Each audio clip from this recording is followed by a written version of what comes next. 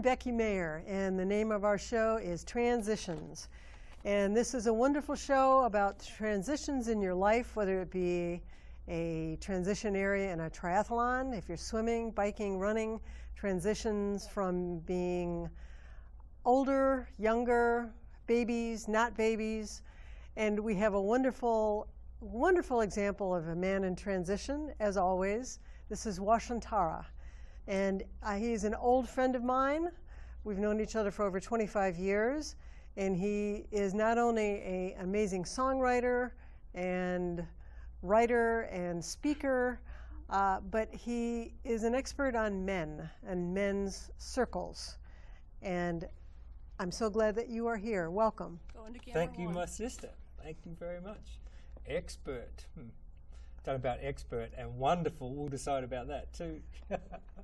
Yes, my name is Washuntara, and I do those things.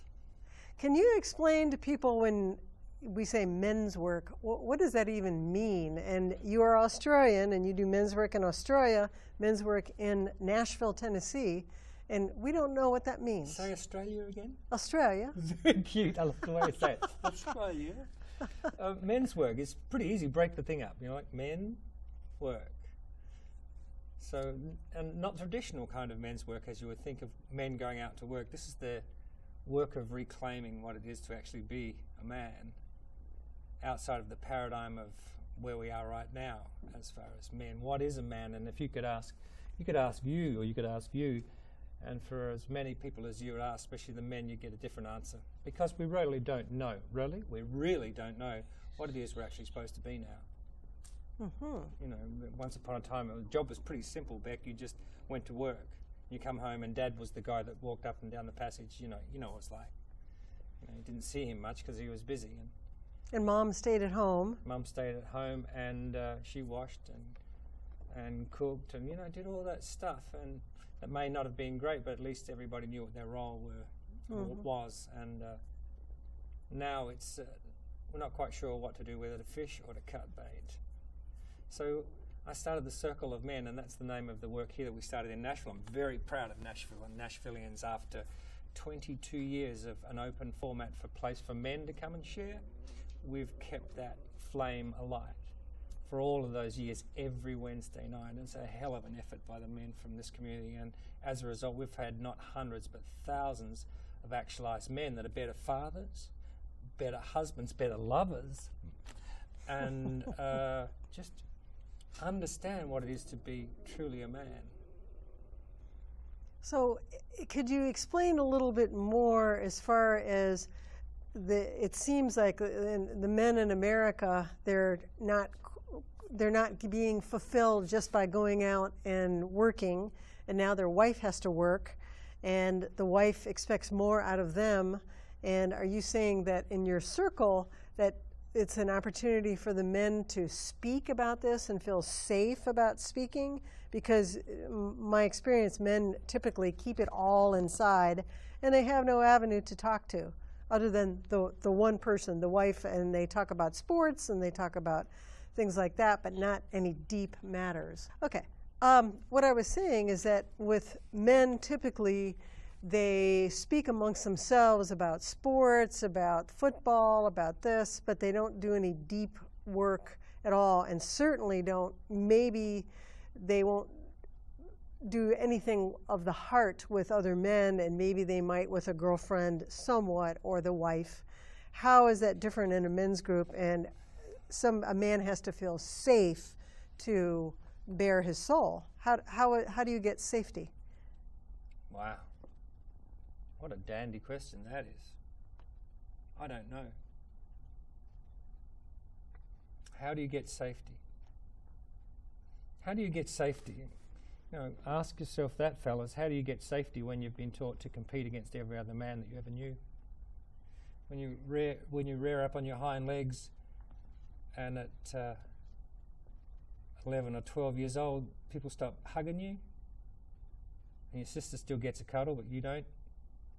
It's time to be a man, and so you're cut off from that kind of intimacy and said, I'll give you something to cry about, stop that crying, be a man. And often the case now, is exasperated, Beck, because, I'm not much for facts and figures, but I did read this morning in the New York Times that there are 18 million kids in this country today waking up in a fatherless home. Fatherless. So, and it's not the women's fault. God bless them, they have to do everything, but I feel great empathy for those men as well, because we are meant to be we're meant to be protectors. We're meant to supply a roof and have a fulfilling life as being fathers as well as husbands, and that paradigm is not working. Having to work more hours than ever, more tired, just plumb out. Hungry, angry, lonely, tired. HALT. HALT. It's a lovely little... It's a good 12-step thing. Yeah, don't do anything. HALT. If you're hungry, well, angry, lonely or tired. It's good to remember that little footnote. So my experience with American men is they're usually one of those or many. And we've changed that somewhat by making a safe place for men just to come and sit down and say, I'm really pissed about this, or I'm really happy about this, or I was shamed about being a man. You asked a really good question, Beck, earlier. Broad stroke, why? I think men, if you think that we don't really understand, especially if you're going through a divorce or you've got your boyfriend or your husband and you don't understand him, and don't be surprised about that, because we don't understand each other. Men don't understand men? No. Because what's more, if you're not competing with a man, then you're going to have to sit and you're going to have to share what's really going on. You're going to have to look another man in the eyes and say, this is how I feel, or this is what's going on for me. And there's a lot of cultural overlay, unless you're talking about something that's masculine, they interfere with that. And there's lots of inbuilt shame comes up, and I'll just go straight ahead and say it. The word homophobia is rife in this country and in most of the Western world. If men show any affection for each other, then they'd be suspected of being gay. And there's nothing wrong with being gay. 10% of people are gay, 10% of people are left-handed. I happen to be left-handed.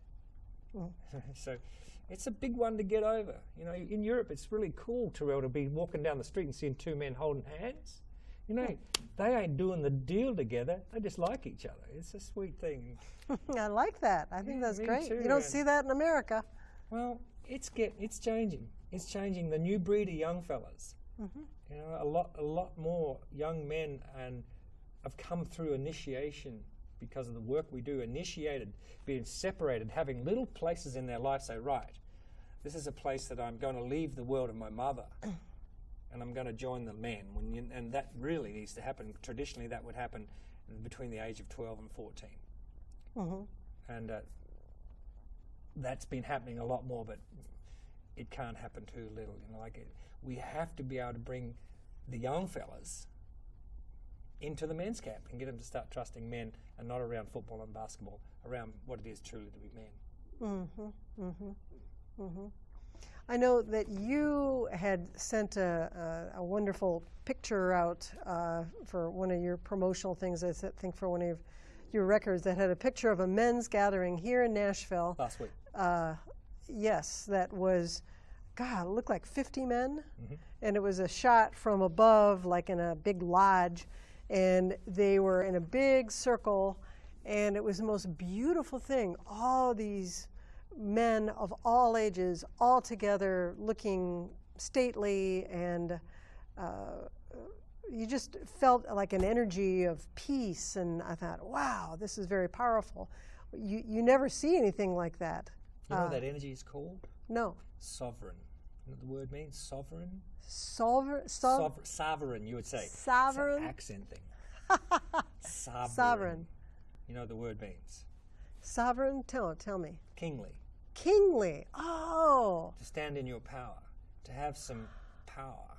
Oh, yeah. It looked like they were powerful. And you know why? Why? Because they supported each other.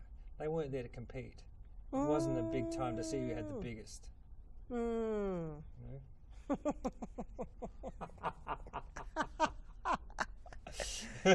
Yeah. it's Yes. not really. It's a pleasure to be in the company of, especially greybeards, men that have been in the business of being men for a long time. Graybeards. That means if you're over 40, you're a graybeard? Oh man, could be. Yeah. Especially Obama. Look at him; he's turning grey as I watch him. Try and be president and watch your hair turn gray. I doubt it. Hmm. I like him. He seems to be a pretty fair guy too. You know, Yes. regardless of politics, he's a good dad. You know, He's a good dad. being a dad isn't a matter of. It's not a seminal object. You know, inseminating somebody doesn't get you the right to be a father. You earn that right. Mm-hmm. Mm-hmm. You know, my father earned that right for me to call him dad. I know that you have a couple songs that we want to hear tonight, but there's one particular that I wanted to hear now, and I think that is the one about the girls love their daddies too. Wow, that's an interesting choice, Beck. Yes.